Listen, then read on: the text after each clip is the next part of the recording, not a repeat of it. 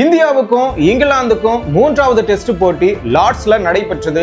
இந்த போட்டியில ஜெயிச்சது யாருன்னு பாத்தீங்கன்னா இங்கிலாந்து தான். 22 ரன்கள் வித்தியாசத்துல இந்திய அணி தோல்வியுற்றது. 11 வீரர்களுமே இந்த இடத்துல தீர்க்கமா செயல்பட்டார்களானா இந்த இடத்துல KL ராகுலும் ஜடேஜாவை தவிர்த்து யாருமே செயல்படலாம் தான் சொல்ல முடியும். 20 ரன்னுக்கு மேல யாருமே அடிக்கல. 250 பார்ட்னர்ஷிப் யாருமே அடிக்கல.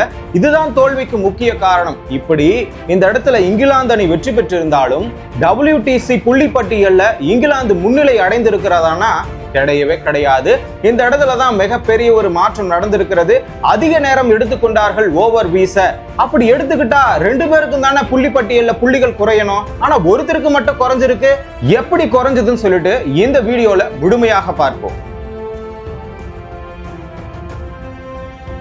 பொதுவாக எல்லாருமே இந்த மேட்ச்ல இந்தியா தோற்றதற்கு பல காரணங்களை அடுக்கிக் கொண்டே வந்தாலும் முதல் காரணமாக என்ன சொல்றாங்கன்னா அனுபவமின்மை தான் காரணம். ஏன்னா போதிய வீரர்கள் அனுபவம் பெறாம இந்த இடத்துல ஈஸியா போயிட்டு ஆடிட்டாங்க.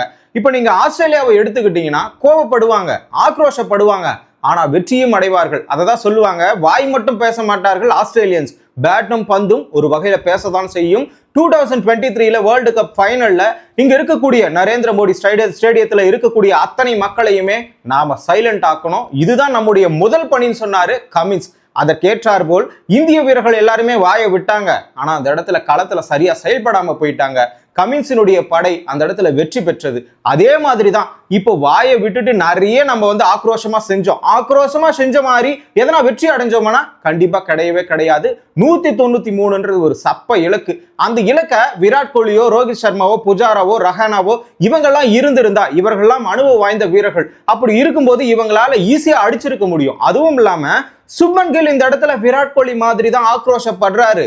ஆனா விராட் கோலி மாதிரியே ஆக்ரோஷமா இருந்தாலும் தன்னுடைய பேட்டிங்ல கான்பிடன்ஸ் இருக்கும். அந்த கான்பிடன்ஸை இந்த இடத்துல எடுத்துட்டு வந்து தனியால 193 அடிச்சிருக்கலாம். 4வது நாள் ஆட்ட நேரம் முடிவு 1 மணி நேரம் தான் இருக்கும். அந்த நேரத்துல ஒரு கேப்டனா தன்னை உணர்ந்து கொண்டு அந்த இடத்துல நாம விக்கெட்டை விடக்கூடாதுன்னு சொல்லிட்டு விடாப்பிடியாக இருந்திருக்க வேண்டும். ஆனா இந்த இடத்துல பும்ராவும் சிராஜும் பண்ண வேலையை கூட முன்னாடி இருக்கக்கூடிய டாப் ஆர்டர் பேட்ஸ்மேன்கள் யாருமே உத்வேகமா செய்யலன்றதுதான் உண்மை. ஆகையினாலதான் இந்த தோல்வி. ஆக்ரோஷமாக இருந்தாலும் அனுபவமின்மை இல்லாத காரணத்தினால இந்த இடத்துல எப்படி பதுமையா விளையாடணும், எங்க விட்டு பிடிக்கணும், எந்த பவுலரை எப்படி ஹேண்டில் பண்ணணும், இது எதுவுமே தெரியாம தான் தோல்வியுற்றார்கள் சொல்லிட்டு முன்னாள் கிரிக்கெட் வீரர்கள் எல்லாருமே இந்தியாவை சார்ந்தவர்கள் விமர்சனம் செஞ்சிருக்கிறாங்க. அதே மாதிரி அஸ்வின் அவர்கள் என்ன சொல்லி இருக்கிறாருன்னா, ஜடேஜா பாறை போல் இந்த ஆட்டத்துல ஆடினார், அதாவது அசைக்கவே முடியல, அவரை விக்கெட்டும் எடுக்க முடியல. இதெல்லாம் உண்மைதான். இந்த டெஸ்ட் போட்டியை பொறுத்த வரைக்கும் யாருமே இந்தியாவில் பார்க்க விரும்ப மாட்டார்கள். முழுசா, அதாவது 90% சொல்ல முடியாது, ஒரு 60% பார்க்க விரும்ப மாட்டார்கள். காரணம் என்னன்னா தடுப்பாட்டம் மட்டுமே நடக்கும். ஆகையினால நமக்கு பார்ப்பதற்கு இன்ட்ரெஸ்ட் வராதுன்னு சொல்லிட்டு யாருமே பார்க்க மாட்டாங்க. ஆனா இந்த லார்ட்ஸ் மைதானத்துல நடைபெற்ற போட்டியில 193 இலக்கு அடிக்க வேண்டும். அந்த நேரத்துல அதிரடியாக கூட ஆடல ஜடேஜா அவர்களும் சரி, பும்ரா அவர்களும் சரி, சிராஜ் அவர்களும் சரி, ஒவ்வொரு பாலையும் டிஃபெண்ட் பண்ணாங்க. ஒவ்வொரு பாலையும் டிஃபெண்ட் பண்ணும்போது யாருமே டிவி ஆஃப் பண்ணாம எல்லாருமே கையை தட்டிக்கிட்டு தான் இருந்தாங்க. இதை பார்க்கும் பொழுது டெஸ்ட் போட்டிக்கு முடிவு காலம் வரவில்லை. ஏன், ஒரு பக்கம் ஆஸ்திரேலியா வெஸ்ட் இண்டீஸ் 27 ரன்னுக்கு அந்த இடத்துல வெஸ்ட் இண்டீஸ் சுருட்டினாங்கல்ல, அந்த இடத்துல போர்க்களமாக மாறிக்கொண்டிருக்கிறது. இப்படி டெஸ்ட் போட்டிகள் உலகம் முழுவதும் ஆக்ரோஷமாக நடந்து கொண்டிருக்கிறது. இதற்கு ஒரு முடிவு காலமே இல்லைன்னு சொல்லிட்டு அஸ்வின் அவர்கள் சொல்லி இருந்தாரு. அதே மாதிரி ஸ்டோக்ஸினுடைய திட்டத்தை செமையா சொல்லி இருந்தாரு. எப்படி சொல்லி இருந்தாருன்னா, நீ சிங்கிள் ஆடுறதுக்கு தான் ரெடியா இருக்கிற, பவுண்டரி ஆடுறதுக்கு தயாரா இல்ல, ஆக எனக்கு ஆறதுனால உனக்கு நான் பவுண்டரியை கொடுக்கவே மாட்டேன். எல்லா ஃபீல்டரையும் தூக்கி பவுண்டரியில போட்டாரு ஜடேஜா ஆடும்போது. அப்படி இருக்கும்போது நீ சிங்கிளை மட்டும் அடிச்சுக்கோ, 70 ரன் 80 ரன் அடிக்கணும். அந்த நேரத்துல பும்ரா ஜடேஜா பார்ட்னர்ஷிப், இன்னொரு பக்கம் ஜடேஜாவும் சிராஜும் பார்ட்னர்ஷிப். என்ன நடந்தாலும் 70 ஓவருக்கு நீ 70 தான் அடிக்கணும். அந்த மாதிரி சூழ்நிலையை தான் நான் உனக்கு கொடுத்துருக்கிறேன். அதுல பொறுமையா உன்னால கடைபிடிச்சு கடைசி வரைக்கும் அடிக்க முடியும்னா நீ ஆடுன்ற மாதிரி தான் ஸ்டோக்ஸ் அவர்கள் தன்னுடைய திட்டத்தை வகுத்து அந்த இடத்துல வெளிப்படுத்தினார். அதே வகையில தான் இந்த இடத்துல ஜடேஜா அவர்கள் 4வது பாலான சிங்கிள் அடிச்சு அடுத்த 2 பால சிராஜுக்கு பும்ராவுக்கும் கொடுத்து அவங்கள டிஃபெண்ட் பண்ண வச்சு அவங்களையும் ஆட வச்சிருக்கிறாரு. இப்படிதான் கடைசி வரைக்கும் போச்சே தவிர இந்த இடத்துல ரூட் அவர்களும் பஷீர் அவர்களும் போடும் பொழுது அந்த ஓவர்ல 15-20 ரன்னை இவர் கண்டிப்பா அடிச்சிருக்கணும். அப்படி அடிச்சிருந்தா அந்த இடத்துல மாற்றம் நிகழ்ந்திருக்கும், ஃபீல்டிங்க கலைக்கப்பட்டிருக்கும். அதுவும் இல்லாம ஸ்டோக்ஸ் அவர்கள் என்ன நடந்தாலும் சரி பவுண்டரி லைன்ல இருந்து நான் ஆள எடுக்கிறதுக்கு தயாரா இல்ல, இதுல மட்டும் உறுதியாக இருந்தார். இதை அந்த இடத்துல உறுதிப்படுத்துற விதமா தான் கடைசி வரைக்கும் ஏன் சிராஜ் அவர்கள் அவுட் ஆகிற வரைக்கும் அந்த இடத்துல ஃபீல்டிங் செட்டப் அப்படியே தான் இருந்துச்சு. கடைசி வரைக்கும் மாத்தல. இப்படி இந்திய வீரர்கள் மீது பல குறைகள் இருந்தாலும் ஜடேஜா மேலேயும் சிராஜ் மேலேயும் பும்ரா மேலேயும் ஒரு தவறு கூட கிடையாது.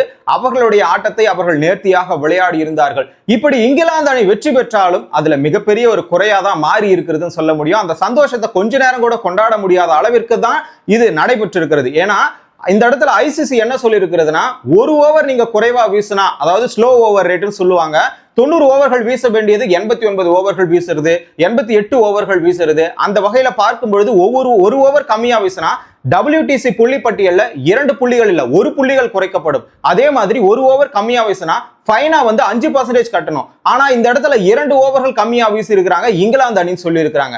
அப்படி இருக்கும் பொழுது இந்த இடத்துல வந்து பாத்தீங்கன்னா 2 புள்ளிகள் குறைக்கப்பட்டு ஆல்ரெடி 24 புள்ளிகள் 66.67% இரண்டாவது இடத்தில் இருந்தது இங்கிலாந்து அணி அந்த வெற்றியை பெற்றவுடன் லார்ட்ஸ் மைதானத்துல. தற்பொழுது இந்த விதிமுறையை அப்ளை பண்ணி இந்த ஒரு கண்டிஷனை போட்ட உடனே அந்த இடத்துல 22 புள்ளிகளாக 2 ஓவர் கம்மியா வீசினாங்களா 2 புள்ளிகள் குறைக்கப்பட்டு 61.6% வச்சுக்கிட்டு 10% இங்கிலாந்து அணி வீரர்கள் வந்து ஃபைன் கட்டி இருக்கிறாங்க. இந்த இடத்துல 90 ஓவரே கம்ப்ளீட் பண்ணல. அப்புறம் எப்படி இவங்களுக்கு வந்து இந்த விதிமுறை அப்ளை ஆச்சுன்னா, இவங்க வீசின 44 ஓவர் வரைக்கும் 45 ஓவர் சம்திங் அந்த லஞ்சுக்கு ஆஃப்டர் கொஞ்ச நேரத்துல வீசினாங்கல்ல, இந்த ஓவர் கணக்கு போட்டு பார்க்கும்போது இவ்வளவு ஓவர் வீசி இருக்கணும். ஆனா 2 ஓவர்கள் கம்மியா தான் வீசி இருக்கிறாங்க. ஆனா 3வது நாள் 4வது நாள் 2வது நாள்ல எல்லாம் 90 ஓவர்கள் வீச வேண்டிய நேரத்துல இந்தியா கூட தான் குறைவா வீசிச்சுன்னு சொல்லிட்டு மைக்கேல் வேகன் அவர்கள் கேட்டிருக்காரு கேள்வியை. அதாவது நான் நேர்மையாகவே கேட்கிறேன், ஒரு பக்கம் 90 ஓவர்கள் வீசாதது இந்தியாவும் சரிதான். அப்படி இருக்கும்போது இங்கிலாந்துக்கு எப்படி 2 புள்ளிகள் குறைக்கப்பட்டு 10% ஃபைனா விதிச்சீங்களோ அதே மாதிரி இந்தியாவுக்கும் புள்ளிகள் குறைக்கப்பட்டு ஃபைனா விதிச்சிருக்கணும். ஆல்ரெடி இங்கிலாந்து 2025 சைக்கிள் இருக்குல்ல, இந்த வேர்ல்டு டெஸ்ட் சாம்பியன்ஷிப் புள்ளி பட்டியல்ல இந்த ஒரு ஸ்லோ ஓவர் ரேட் மூலமாக பல தடவை கீழே இறங்கி வந்திருக்கிறாங்க, ஃபைனலுக்கு போகாம இருந்திருக்கிறாங்க. அப்படி இருக்கிற காரணத்தினால மீண்டும் மீண்டும் இங்கிலாந்து அதிலேயே அடிபடுதேன்னு சொல்லிட்டு மைக்கேல் வேகன் அவர்கள் வேதனைப்பட்டிருக்காரு. இது ஐசிசியினுடைய சதின்னு சொல்லியிருக்கிறாரு. ஜெய்ஷா வந்து ஐசிசியினுடைய தலைவராக இருக்கிற காரணத்தினால இந்தியாவுக்கு சாதகமாக எல்லாத்தையும் பண்றாரு. அதுவும் இது வந்து மிகப்பெரிய ஒரு சதி. ஏன் இந்தியாவுக்கு அந்த பாயிண்ட குறைக்க வேண்டியதான்னு சொல்லிட்டு அந்த இடத்துல கேள்வியை கேட்டிருக்கிறாரு. இன்னொரு பிரச்சனை என்னன்னா, பும்ராவை இந்த இடத்துல தாக்க முயற்சிக்கிறாங்க, அவரை காயப்படுத்த உட்படுத்துறாங்க, அதாவது அந்த மாதிரி பவுல் பண்றாங்க அப்படின்னு சொல்லிட்டு முகமது கைஃப் அவர்கள் ஆர்ச்சர் மேலேயும் ஸ்டோக்ஸ் மேலேயும் குற்றச்சாட்டை வச்சிருக்கிறாரு. கிட்டத்தட்ட 54 பால் விளையாடி 5 ரன் மட்டும் தான் எடுத்திருப்பாரு. விக்கெட் வீசும்போது 5 விக்கெட்டை எடுத்து முதல் இன்னிங்ஸ்ல 74 ரன்னை விட்டு கொடுத்திருப்பாரு. அதே மாதிரி இரண்டாவது இன்னிங்ஸ்ல 2 விக்கெட் எடுத்திருப்பாரு.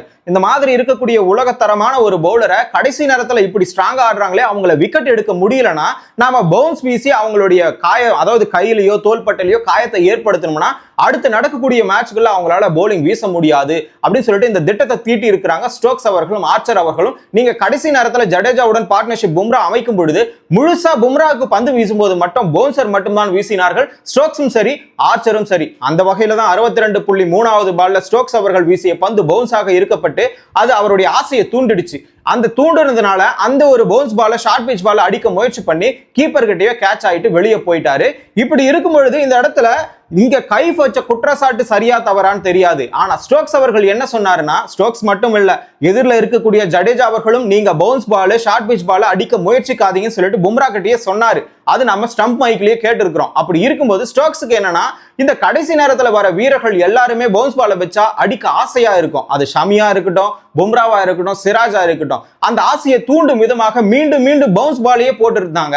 அப்படி போடுகிற விதத்துல தான் இந்த இடத்துல பும்ராவின் ஆசை தூண்டப்பட்டு அந்த இடத்துல அடிச்சு ஆடும் உட்படும் போது அந்த விக்கெட் கிடைச்சது. இது அவங்க பாசிட்டிவா பாக்குறாங்க. ஆனா முகமது கைஃப் அவர்கள் ஆர்ச்சரும் சரி ஸ்டோக்ஸும் சரி இவரை காயப்படுத்திட்டா 4வது டெஸ்ட்லயும் 5வது டெஸ்ட்லயும் பவுலிங் வீசுறதுக்கே ஆள் கிடையாதுன்னு சொல்லிட்டு அவங்க மேல குற்றச்சாட்டை வச்சிருக்கிறாரு. அதே மாதிரி குல்தீப் யாதவ் உள்ள எடுக்கணும்னு சொல்லிட்டு அவருடைய இளம் வயது பயிற்சியாளர் கபில் தேவ் பாண்டே என்ன சொல்லியிருக்கிறாருன்னா, ரொம்ப வருஷமா மனுஷன் காத்து கொண்டு இருக்கிறார், அவரை நீங்க உள்ள விட்டீங்கன்னா அவருடைய திறமையை முழுசா வெளிப்படுத்துவாரு.